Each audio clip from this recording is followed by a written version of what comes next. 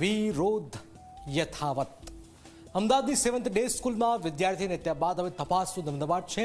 શાળાની એનઓસી કેમ રદ ન કરવી તેને લઈને ડીઈઓએ ખુલાસો માંગ્યો। ચોથી નોટિસ પાઠવીને આવતીકાલ સુધીમાં પુરાવા સાથે હાજર થવા શાળા સંચાલકોને હુકમ થયો છે। બીજી તરફ વાલીઓ પણ શાળાની માન્યતા રદ કરવામાં આવે તે માગણી કરી રહ્યા છે। ત્યારે કેવી રીતે વાલીઓએ વિરોધ નોંધાવ્યો છે, શું થઈ રહ્યું છે આજે, આવું જોઈએ, જાણીએ, સમજીએ।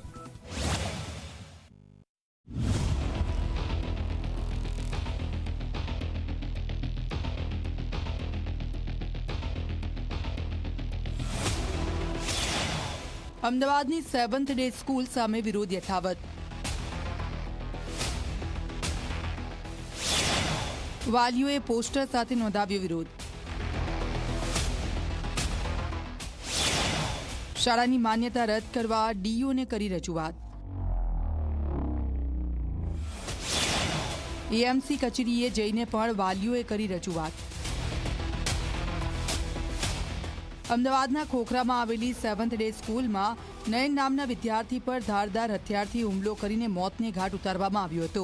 જે ઘટનાને 10 દિવસ વીતી ગયા હોવા છતાં શિક્ષણ વિભાગ દ્વારા સ્કૂલ સામે કોઈ ઠોસ કાર્યવાહી કરવામાં નથી આવી।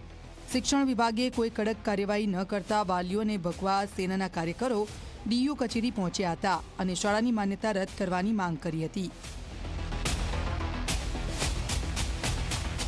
आज માંગણી છે આ સ્કૂલની માન્યતા રદ કરો। સસ્પેન્ડથી અમારે કશું સંતોષ ના થાય। મારા છોકરાને ત્યાં જ ન્યાય મળશે જ્યારે એ બધું સ્કૂલ જ બંધ થશે। આ સ્કૂલ સ્ટાફ અહીંયાના ટીચર્સ બધા અહીંયાથી બંધ જ કરવું છે, શિક્ષણ જ બંધ કરવું છે। આ ખૂની વિદ્યા અમને નથી જોતી। અહીંયા અમે સાહેબ પાસે જે આવ્યા છીએ, જે અપીલ કરી છે અમે ભાઈ સ્કૂલમાં જ્યારે નયન અંદર સ્ટાફમાં હતો ત્યાં કોઈ બી સ્ટાફે અમને મદદ કરેલ નથી। 38 થી 40 મિનિટ મારો બાબો સ્કૂલની અંદર હતો, છતાંય સમજો સ્કૂલના સિક્યોરિટી સ્ટાફ કે કોઈ બી અમારા મદદ કરવામાં આવેલ નહીં। એટલે અમે સાહેબને ખાલી એક જ સમજો અપીલ કરી છે કે જે બી સ્કૂલની માન્યતા છે એ આપણે રદ કરવાની થાય છે।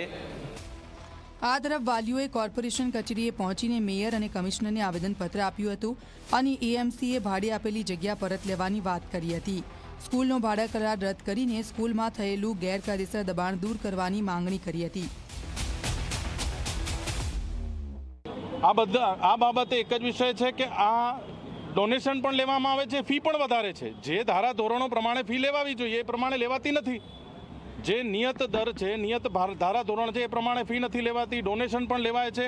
અને અન્ય એવી રજૂઆતો છે જે અમારી સમિતિ દ્વારા અને જે નયનના માતા પિતા દ્વારા ડીઓ શ્રીને પણ રજૂઆત કરવામાં આવેલી છે। આ તરફ જિલ્લા શિક્ષણાધિકારી રોહિત ચૌધરીએ સમગ્ર મામલે શાળા વિરુદ્ધ કડક કાર્યવાહીના આદેશ આપ્યા છે।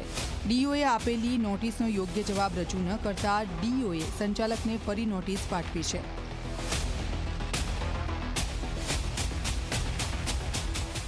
એને સારવાર માટે લઈ જવામાં તેઓએ ઘોર ઉદાસીનતા દાખવી છે તેવી પણ અહીં રજૂઆત આપી છે। સાથે સાથે ઘણા બધા વાલીઓ હતા, તેમાં તેમના હૃદયમાં આક્રોશ હતો। અહીંયા ઘણી એવી અનૈતિક પ્રવૃત્તિઓ જે અગાઉના સમયમાં શાળામાં જોવા મળતી હતી તેવી પણ અહીંયા તેઓએ બતાવેલી છે। અને જે આમાં જોડાશે તેવા વિદ્યાર્થીઓને આ બાબતે એમની સામે કાર્યવાહી કરવામાં આવશે એવું કહ્યું છે। પણ એ પ્રકારનો મેસેજ અહીંયા અમારા સુધી પણ આવ્યો છે। વાલીઓએ આ બાબતે કોઈ ગભરાવાની જરૂર નથી। જ્યાં આગળથી આ પ્રકારના મેસેજીસ આવે છે તેમની સામે કાર્યવાહી થશે। સેવન્થ ડે સ્કૂલમાં નયન નામના વિદ્યાર્થીની હત્યાની ઘટનાને 10 દિવસ વીતી ગયા છે, પરંતુ હજી સુધી શાળા સામે કોઈ કાર્યવાહી કરવામાં નથી આવી। જગ્યા અંગે પોલીસ અને શિક્ષણ વિભાગે તપાસ શરૂ કરી છે। ત્યારે શાળાના જે જવાબદાર લોકો છે તેમની સામે પણ કાર્યવાહી થાય તો જ નયનને ન્યાય મળ્યો કહેવાશે। Bureau report, Zee media.